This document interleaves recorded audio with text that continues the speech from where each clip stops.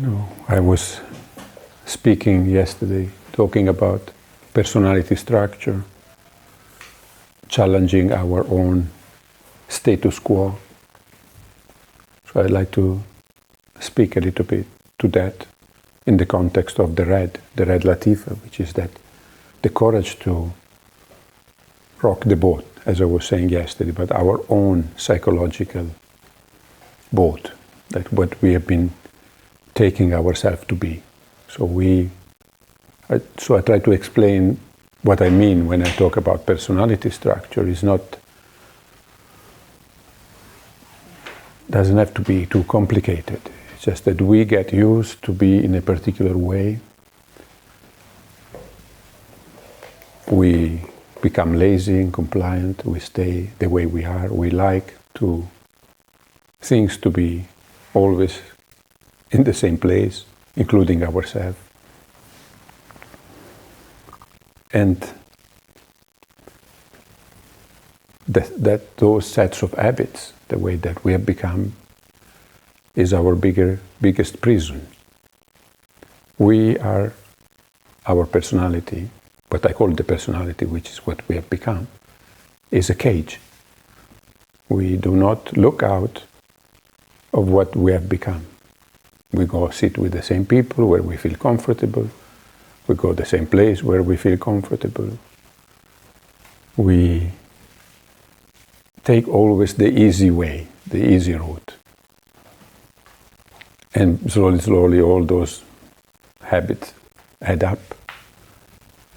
We don't confront people, I'm not talking about intense confrontation, but maybe not worth it even to say what I think, because why, better that make sure they like me, so I will not say, but it's all subconscious. So subconsciously we cut so many corners and we become very limited. And it's obvious when we see sometimes our friends and they say, I would like to do that, but I cannot do it. People say, oh, I would like to do something. And I say, why not? Oh, but I don't have enough money. Or I have money now, but maybe it's not enough for later. Or what if things are not going to work out?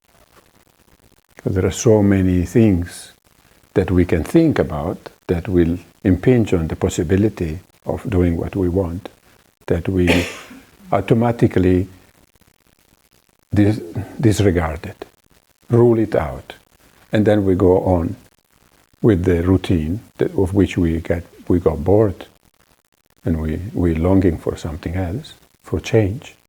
But everything that can bring that change is too risky, So it's a kind of loop. We're stuck in a loop, and that's what the personality is.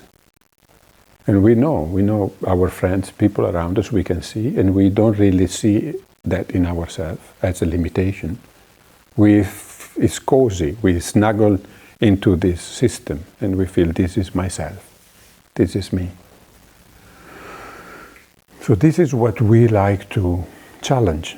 So we don't want to use this courage to challenge other people's belief systems. We really like to start a little fire, psychological fire in our own home until, some people say, set your house on fire. Maybe it's a little bit big.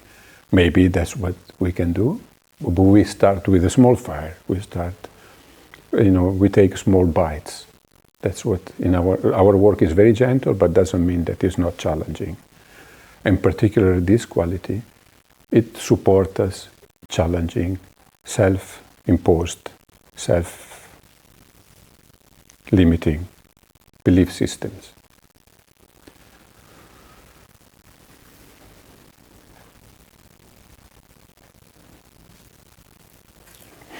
So ultimately, this quality is inner fire that I'm talking. So it's not something esoteric. This red latifa is something that I was mentioning, pointing to it in the meditation, something that we know. When we get angry, we know what is to be courageous. After, we swallow maybe for a while something, and then slowly we start to feel this energy. And we said, I'm going to tell them. And of course, at that point, we may a little bit go overboard with it, because we have been swallowing so long that when we go for it, we cross the line, when we explode, and then we make a mess.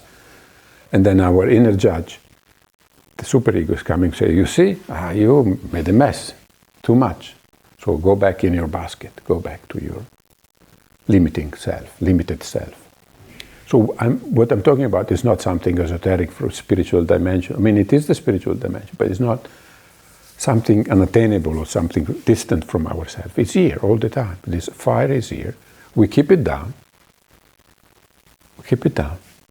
We're asleep. The teachings that we're telling us, humanity is asleep. We fell asleep. It's a dream. They tell us we live in a dream. We think what they're talking about. We think these things are not real. That's what they mean. Then, but what they mean is that what we believe is a dream. So we live mediocre lives. We just put up with things. But we are all lions and lionesses. We are all very brave, courageous human beings. And we can see that in time of crisis, people show up.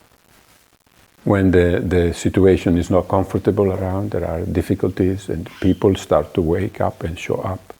And it's beautiful to see that lion-hearted in people, this courage. So it's not abstract theory. It's something really normal in the human experience, which the personality, so we as the personality, we are both sides. We are the courageous heart, we have the lions and the lionesses, and we also have our personality, our operating system, our software that is running, that is keeping us calm, like Mom was doing. Stop running. You're sweating. Too much noise. These fireballs in childhood, these children were fireballs, like stars running around. And moms had to try to preserve the home from destruction. And so they had to tame the fire. And now we are tamed.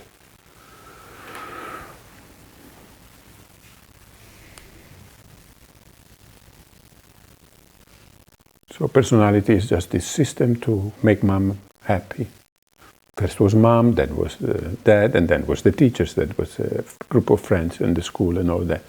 Personality, we adapted, we tuned down the star, the fire, so that they can be around us, otherwise we burn them, because we have so much energy. Try to keep up with the child. You're exhausted after, if you don't stop them and you go with them, you're exhausted. There's so much energy, so much fire. So I'm not saying parents did anything wrong. It happens to us, to our parents. We will do it to our children. It's normal. This is the process of becoming a human. Goes from being this amazing star energy into slowly becoming this more sleepy person, and so that we can wake up. So the teaching, the spiritual teachings, always came to the rescue, saying, okay, you can wake up from this dream. So it's not only to us, it happens to every human in all times. People fall asleep to what they are, so they can wake up. It's like there's some tradition, they look at it like a gift. Like otherwise we would be like the angels, like some creature that is always free, but we can awaken from the dream, and this is a beautiful process. But we can also choose to go with the dream and stay asleep. Nobody is imposing spiritual awakening or realization.